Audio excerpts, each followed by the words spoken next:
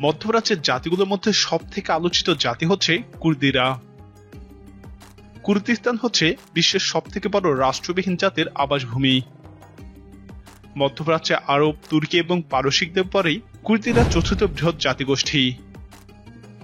তুরস্ক, Iraq, Iran, Syria এবং আর্মেনিয়ার 2 থেকে 3 লক্ষ বর্গ কিলোমিটারের বিশাল এলাকা জুড়ে আছে কুর্দিস্তান।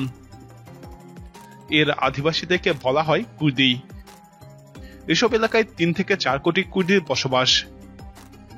পারসিকদের মতো কুর্দিরাও ইরানি জাতির অংশ। তাদের ভাষা কুর্দি ভাষা। এটি ইরানি ভাষার শাখা, উত্তর পশ্চিম ইরানি ভাষার অংশ। পাশাপাশি 5টি দেশ জুড়ে বিস্তৃত হলেও ধর্মীয়, ভাষাগত এবং সংস্কৃতিগত দিক থেকে কুর্দিরা মূলত একই জাতি।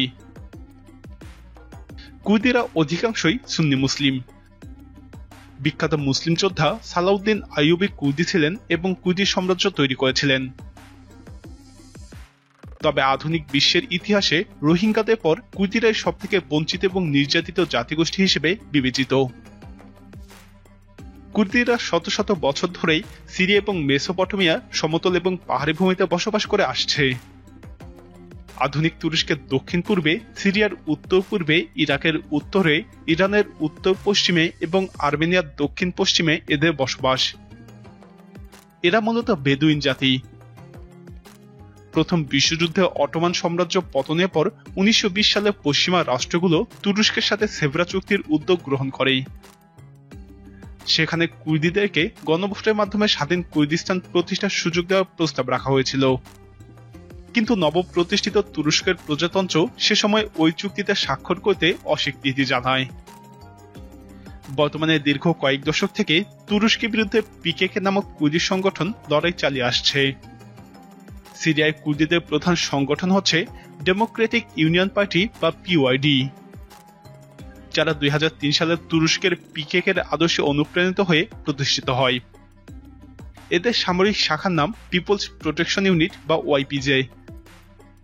তবে তারা পিকেকের মতো সিরিয়ার সরকারের বিরুদ্ধে সহিংসতায় জড়ায়নি এবং তুরস্ক ছাড়া অন্য কোনো দেশ তাদেরকে সন্ত্রাসী হিসেবেও গণ্য করে না। উইমেন প্রোটেকশন ইউনিট বা ওয়াইপিজে নামে এদের একটি নারী যোদ্ধা দলও আছে, যারা আইএস বিরোধী যুদ্ধে বীরত্বের সাথে লড়াই করে। এদিকে ইরাকে সাদ্দাম হোসাইনের সময় কুর্দিরা নির্যাতিত হলে ইরাক ইরান যুদ্ধের সময় কুর্দিরা ইরানকে সমর্থন দেয়। বর্তমানে ইরাক এবং ইরানে কুর্দিরা স্বায়ত্তশাসন ভোগ করছে। কুর্দিরা তুরস্ক, ইরাক, ইরান এবং সিরিয়ার মাঝে তাদের এলাকা নিয়ে আলাদা স্বাধীন রাষ্ট্রের স্বপ্ন দেখে এবং সেই উদ্দেশ্যে লড়াই চালিয়ে যাচ্ছে।